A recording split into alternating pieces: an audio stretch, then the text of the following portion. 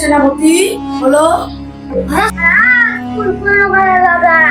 এই যাচ্ছে আক্রমণ করতে চলেছে। ঠিক আছে সেনাপতি, তোমার এই সুখবর শুনে আমি খুশি হয়েছি। তোমাকে পাঁচ টাকা বকশিস দিলাম। ঠিক আছে সেনাপতি, তোমাকে বলছি আমাদের যুদ্ধ করার জন্য প্রস্তুতি নিতে হবে। সবাইকে শুনিয়ে দাও, ঢোল ঢাক বাজিয়ে বলো আমাদের যুদ্ধ করার জন্য প্রস্তুতি নিতে হবে।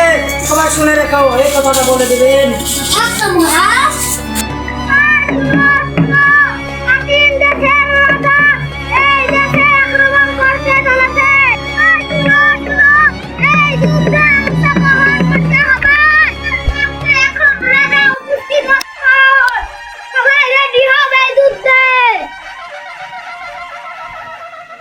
সবাই যুদ্ধের জন্য প্রস্তুত হও।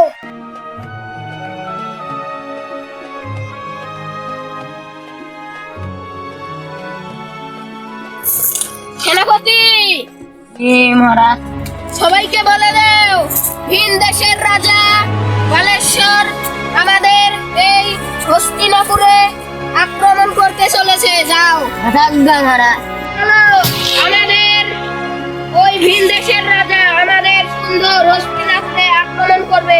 বালেশ্বর রাজাকে আমাদের মারতেই হবে, যে কোনো মুহূর্তে হোক। চলুন। রেডি আছো যুদ্ধ করার জন্য? নক্ষত্রের রাজাকে আমরা মেরে আমাদের রক্ত গায়ে বাড়িতে ফিরবো। সবাই রাজি আছো?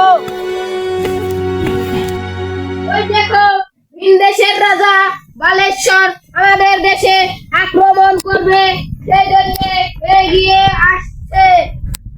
আমাদের সবাই উপস্থিত আছো তো?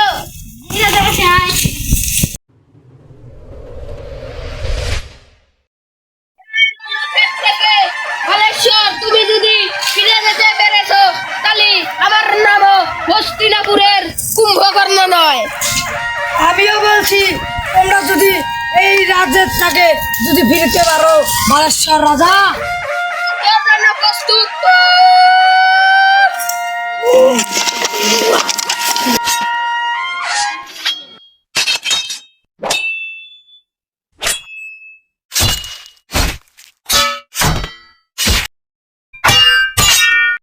আমি বালেশ্বর রাজা সেনাপতি। আমি কুম্ভকর্ণ রাজা সেনাপতি। সেনাপতি